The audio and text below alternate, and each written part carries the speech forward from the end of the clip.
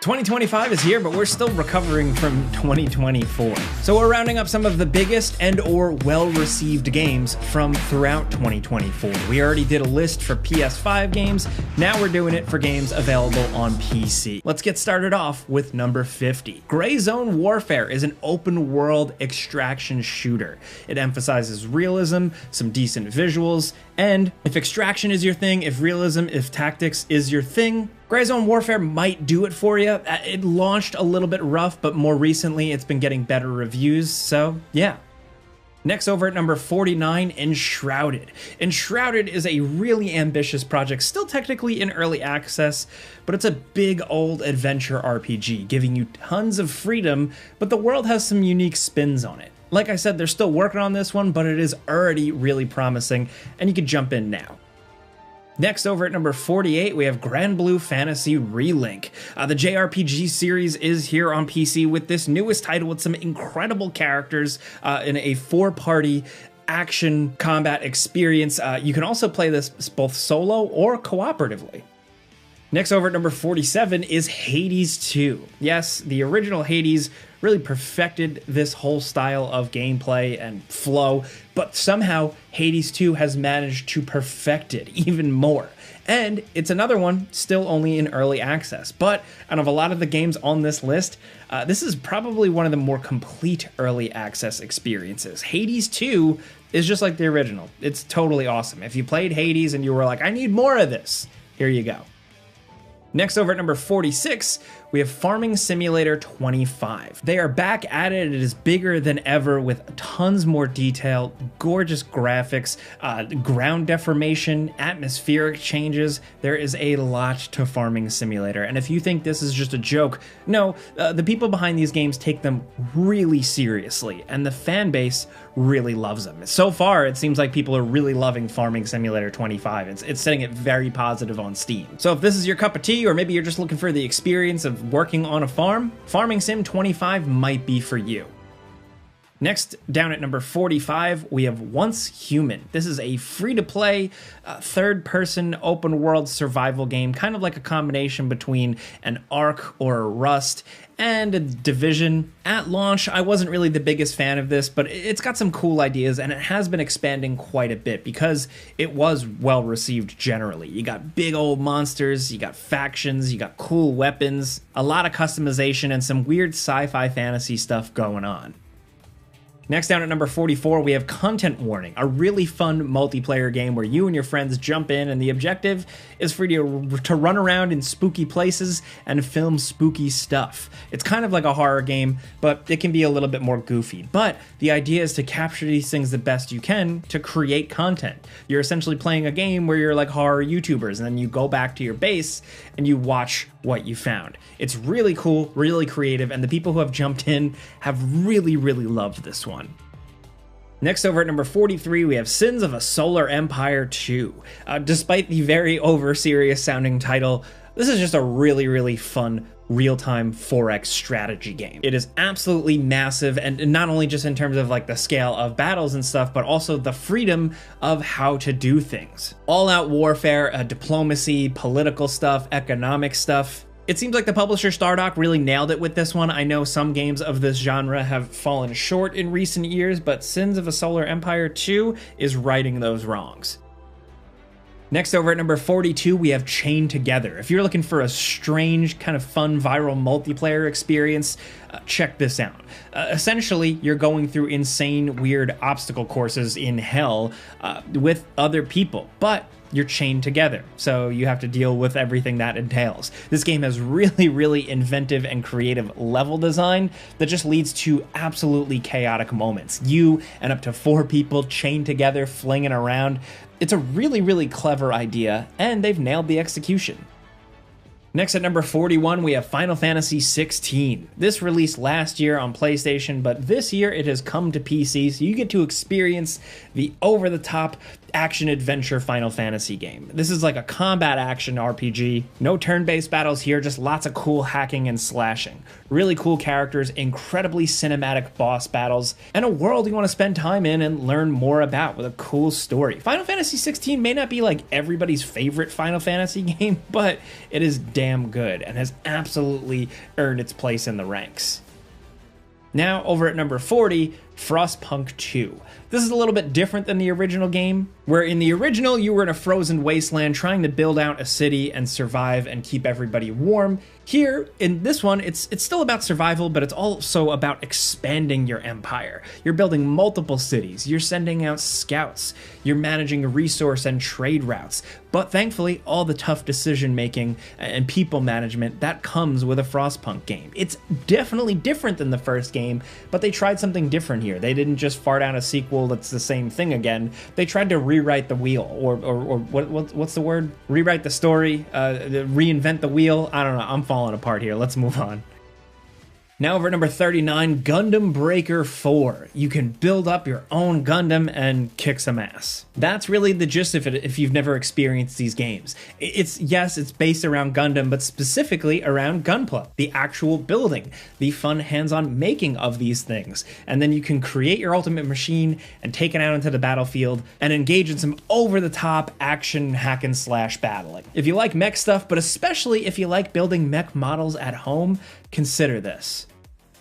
Next, over at number 38, we have Bodycam. This is the fun first-person multiplayer competitive shooter that released in early access. It definitely needs a lot more to it, but it's really that visual style. It's all based around realism and essentially looking like Bodycam footage. It is incredibly wild to see in motion, but thankfully, it's also fun to play. Next, over at number 37, we have No Rest for the Wicked. This is a really cool top-down action RPG. It's kind of like a Diablo, but what if it was more bespoke? Really, really compelling, well-written individual missions, a really well-designed world to explore, and an incredible visual style and a real solid emphasis on storytelling. This is still in early access, and when I did the before you buy, I definitely had some issues with it, but it is still a great idea for a game, and we're excited to see what else comes from it. Next, over at number 36, we have the First Descendant. This is a free-to-play hero thing. It's a live service game. It's an incredibly live service game. That's probably one of the craziest things I could say about it. But you jump into missions, you play by yourself or co-op with other players, tackling all kinds of enemies, but most specifically these big hulking enemies. And you're doing it with a variety of different characters and play styles. There's a lot of depth to this one, and it seems like people have been really digging it. Next, over at number 35, we have Pacific Drive. This is essentially a survival game, but on wheels. You hop into a car, you drive your car through what is essentially kind of like a stalker zone. You know, there's like scientific anomalies and radiation and poison, and you need to progress and upgrade your vehicle and essentially make it more capable to get further in the game. What starts out as you and your piece of crap jalopy car that always breaks down, it ends up being your ultimate source of protection, a science machine that can capture things, drive off-road, store extra fuel, you name it. This is probably one of the more unique games available from 2024, and Pacific Drive is awesome. Now, next over at number 34, we have Delta Force. If you're looking for something to scratch that Battlefield itch, it seems like Delta Force has been doing a good job. You know, it's still the early days. There's only so much available to it in terms of modes and stuff, but it seems like they're really cooking. It's been a while since we've had a Delta Force game, and it's nice to see it back in full steam. Next, over at number 33, we have the Outlast Trials. Now, to be fair, this one started in early access in 2023, but it got its full final release in 2024, and it's awesome. It's different than the previous Outlast games, I will say that, but especially if you're liking playing with friends and playing co-op stuff, and you like horror, you know, we gotta recommend this one. It's a no-brainer. Now, next at number 32, we have Homeworld 3. Homeworld 3 is, of course, the return of the massive sci-fi ship battle RTS, and yes, it is not really the best received. I think fans had big expectations for this one, and it seems like maybe they didn't quite meet it, but it's still available for you to check out for yourself. They also have like a collection of the original games if you want to try those, but Homeworld 3 did release this year. It is quite a big game, and if you like having massive ship battles, you know, managing shields, setting phasers to stun, all that tactical sci-fi stuff, Homeworld 3 is for you. Now down at number 31, we have Last Epoch. Essentially, if you're looking for an alternative to Diablo, maybe you saw Diablo 4 and it wasn't quite your vibe, this is probably your next best bet. You got 15 different classes to mess around with, either solo or with other people, and you're essentially hacking and slashing and looting and building up your character in typical RPG fashion. Some of the stuff you can get, some of the abilities you can equip are really, really cool. There's a ton of depth because, like I said, there's 15 classes, there's a shit ton of skill trees. This is a surprisingly awesome game. And next at number 30, we have Path of Exile 2. Another game releasing in early access. I think that's kind of like a trend here, but it's a PC games list, okay, so whatever. But Path of Exile 2 is an early access game that has started off really, really strong. This is an action RPG, a Diablo-style game with a ton of depth to it, and you can play with up to 6 players. The strength of the combat, the enemy design, and the character builds is really what carries a lot of this. It's 12 classes, and essentially they really took everything from the original Path of Exile and really built on top of that in terms of classes, content availability, everything. Path of Exile 2 is already kick-ass. Next, over at number 29, we have Helldivers 2, the third-person multiplayer co-op shooter that has been sweeping the democratic nations, is absolutely awesome. We've recommended it so much up to this point. You know, the whole PSN account thing was kind of annoying, but otherwise, this is a really, really good throwback style game. It feels like a classic, simple third-person action shooter, but also a great love letter to the incredible Starship Troopers. Helldivers 2 is just a really good time, man. Now, next over at number 28, we have Palworld. Yes, the Pokemon with guns game turned out to be so much more. It's more of a survival game. There's so much to this in terms of the depth of crafting, building, progressing through technology trees and stuff like that. All that, and then also, yes, you can capture Pokemon and you can be their friends or use them in battle or use them in production. It really is a great mashup of genres. Next, over at number 27, we have Black Myth Wukong. This awesome action combat game is just a ton of fun. It's really unique because, you know, it's based around Chinese mythology, but also it's just a damn good time. It starts off pretty linear and simple and really opens up to be a massive game filled with incredible boss battles. I'm talking like boss battles by the minute, and they're all really well constructed and a ton of fun to blast through. Black Myth Wukong has been an internet sensation for good reason. It's just a damn good time. Next, over at number 26, we have Horizon Forbidden West. The former PS5 exclusive has made its way to PC, and thank goodness, because you can crank the graphics up even more. Horizon Forbidden West is a pretty chunky video game. There's a lot to this one. A big world, tons of quests, tons of robotic monsters to slay. So if you saw it release on PS5 and you were waiting to play it on your PC, now is the time. And speaking of that, at number 25, Ghost of Tsushima Director's Cut released on PC this year, and man, this is an awesome game to have running on a PC, on ultra-wide, with the settings cranked up. It's beautiful. But thankfully, it's also a damn good game to boot. Probably one of the best open world, you know, Japanese samurai action games ever. I know that's like a very small list of games to choose from, but still, really, Ghost of Tsushima set the bar in so many ways, and now we're glad it's on PC. And sticking with that trend at number 24, God of War Ragnarok. Released last year on PS5, now available on PC, so PC players have been able to see where Kratos' adventure goes next. This is a bigger game than God of War 2018, you know, a lot more to keep busy with, a lot of variety, more enemy variety, just tons to do, but thankfully it still sticks to the storytelling and the kind of Metroidvania roots. Next, out at number 23, we have Balatro, another game that has taken the world by storm. This is an addictive game. This is just a deck builder game. It is very simple, very straightforward, but the roguelike elements to it have really gotten people hooked. It's gotten Game of the Year nominations and awards for good reason. Sometimes a video game doesn't need to be a massive AAA ray-traced open world bullshit thing. It can just be a well-constructed, simple game with compelling rules and gameplay, and that's it. And Balatro is the perfect example of that. Next, down at number 22, we have Animal Well, One of the indie darlings of the year, this is an awesome game. It's not filled with violence or crazy combat, it's more about exploration and vibes. But thankfully, it doesn't just coast on those vibes. It's a well-constructed 2D game with incredible exploration and great puzzles that have really taken the community hostage. This game had so many mysteries to solve, and it was fun to see unravel in real time. Animal Well is definitely one of the more unique games on this list for sure. Now down at number 21, we have Marvel Rivals.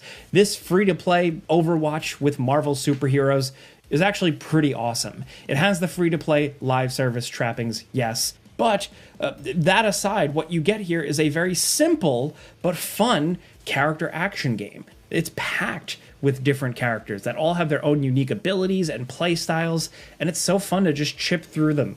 They're also adding characters all the time. We just got some of the Fantastic Four in here. People have been loving this one on console, but it seems like especially they're loving it on PC. Number 20.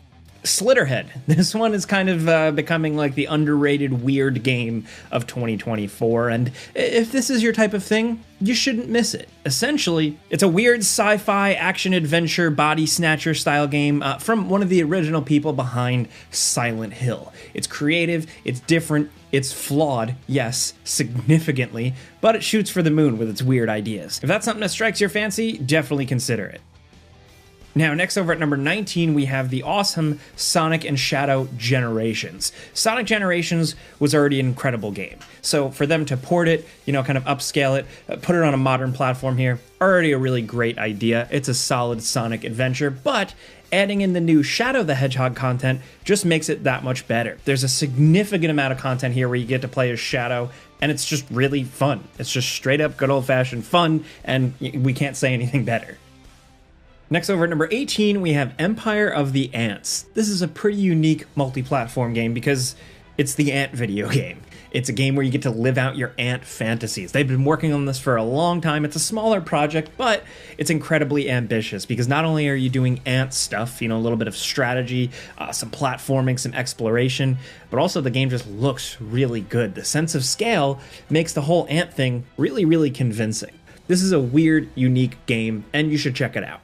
Next over at number 17, we have Banishers, Ghosts of New Eden. This is another unique one because it's a really interesting action-adventure game with a unique hook. You are a Banisher. You're essentially going around this 1600s New World America, engaging in combat, fighting otherworldly forces, but also solving ghost mysteries, and then deciding whether or not you banish that ghost to the afterlife. It's flawed, sure, but the writing and the RPG dialogue decision-making systems are really, really good. Next over at number 16, we have Senua Saga Hellblade 2. This Xbox PC exclusive is the follow-up to Hellblade Senua's Sacrifice. And while personally I don't know if it tops the heights of the original game, this is still a very gorgeous, very well-built adventure to play through. It looks and sounds incredible. The performances are really interesting. It's just a very simple game. Either way, it does do some cool stuff, and this is the second game, and if you haven't played the original, you should definitely at least start with that. Next over at number 15, we have Manor Lords. This released earlier in the year for PC on early access, and it is absolutely awesome. A great combination of things that you probably like to play on PC. Medieval strategy, some life sim, city building, tactical battles, economic stuff. Really, Manor Lords has everything. It is an indie project, yes. It's made by a smaller group of developers, but you don't really feel that. This game is absolutely quality already. Even being in early access, when it released in April, it just had such a good showing, and we're excited to see where it goes next. But either way, it's good to play right now, and we recommend it. Next over at number 14, we have Tekken 8. This is probably the fighting game of the year. It released very early in 2024, but it's had some legs. It's stuck around for a reason because of, number one, some great support, but also just the fact that as a fighting game, it is damn solid. Tekken 8 has ruled since the beginning, and it's nice to see that reign continue here. Next over number 13, we have Like a Dragon Infinite Wealth. The team behind these games at this point know what they're doing, but they still managed to keep it fresh and push things ahead with this newest one. The turn-based action combat is here. Ichi is still an incredible main character, but now the new setting and so many more activities to keep you busy just make this a really fun time. I've spoken to a lot of people where this is like in their top 3 game of the year. If you like Yakuza games or like a Dragon games, whatever you want to call them, this one is definitely different than the old days of the original games, but it is absolutely a really fun time. Next, over at number 12, we have Elden Ring, Shadow of the Erdtree. From Software did it again, this time with an expansion that is really big. I know sometimes people don't like expansions to count, but this was a big one. A lot of new things to do, incredible bosses, more challenge, and a really beautiful new world to explore. Erdtree really just gives you everything you want from a From Software expansion, so that's it, no notes. Next, over at number 11, we have Warhammer 40k Space Marine 2. Man, this is just a regular old-fashioned good video game. It's the full package. You got a full single-player campaign with chunky third-person shooting action. Then you also have some multiplayer modes to keep you busy. Specifically, some really kick-ass co-op where you and a friend can customize your own Space Marine and do all these different classes and jump in and shoot hordes and hordes of enemies. It's just a really good time and has served as kind of a gateway drug for people to get into the world of Warhammer 40k. Next, over at number 10, Dragon Ball Sparking Zero. It's been a long time since we've gotten one of these games, and now, finally, the fans got what they want. A big old brawler with destruction and every Dragon Ball character under the sun.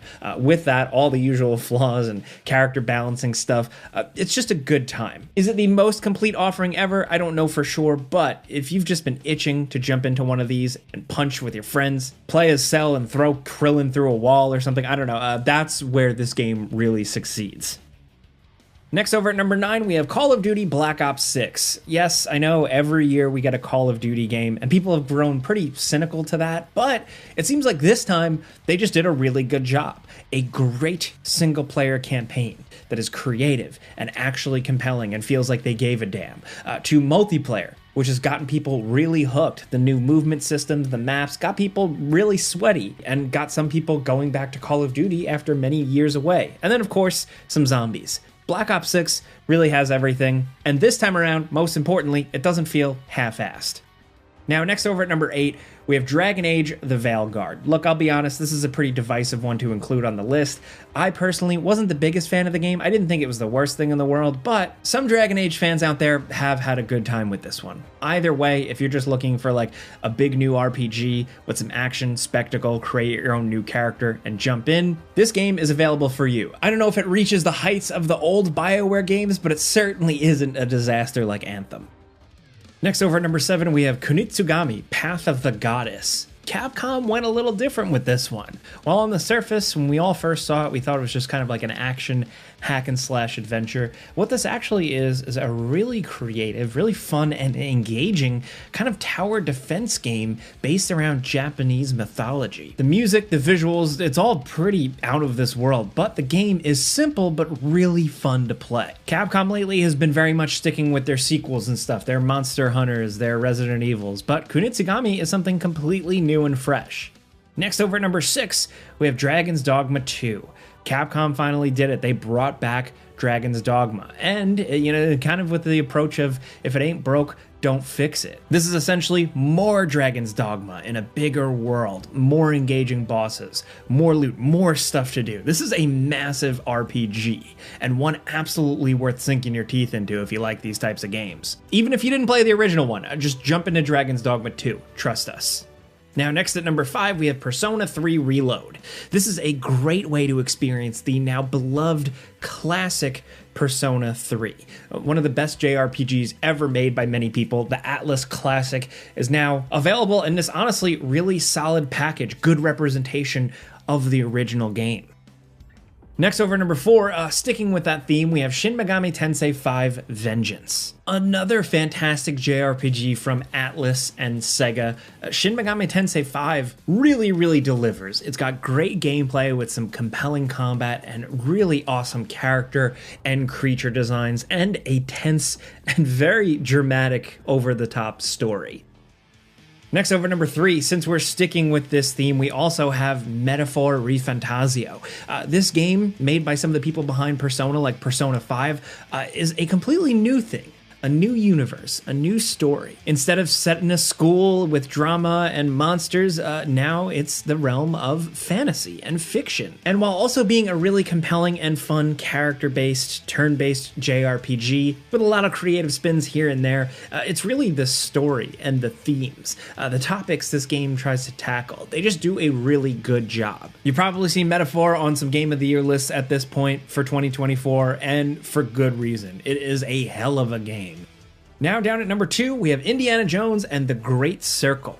They nailed it. A first-person Indiana Jones game, had us skeptical, but it turns out it is a ton of fun, and it feels like a real genuine return of not only just a good Indiana Jones thing, but also a good Indiana Jones video game. It's been years since we had one, and now this gives you tons of cool environments to explore that are actually interesting, some simple but really fun combat and stealth, with a lot of good old-fashioned Indiana Jones punching and whipping. Troy Baker does a surprisingly great job as Harrison Ford Indiana Jones. It's just a solid, straightforward, old-fashioned video game adventure. But like I said though before, the worlds are really, really well built and interesting. So they're not padded out, they're not fluffed out to extend the runtime. They're just big enough, filled with a lot of interesting stuff to encourage you to explore just a little bit more. And it's a cliche at this point, but like this game does really make you feel like Indiana Jones. Don't make fun of us for saying that. But Machine Games, you know, the developers behind Wolfenstein before this,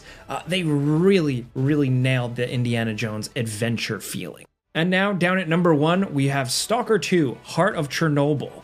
Stalker is back in full form, but thankfully it doesn't forget where it came from. While this is, you know, a big new Stalker game on PC and on Xbox consoles, it still feels like a distinctly old school PC game. It launched with a lot of bugs, a lot of issues with the AI and stuff like that. Unfortunately, it was pretty rough, but the developers have stuck with it and updated it and cleaned it up. And bugs and messy AI or not, like at its root, this is a great game. It is definitely for the hardcore style player, but journeying through the zone, looting and scrounging and surviving and fending off against other stalkers, raiders, and horrific creatures is just really, really satisfying. This is a really good game world to get lost in if you like looting and shooting and survival horror and some post-apocalyptic radiation stuff for good measure.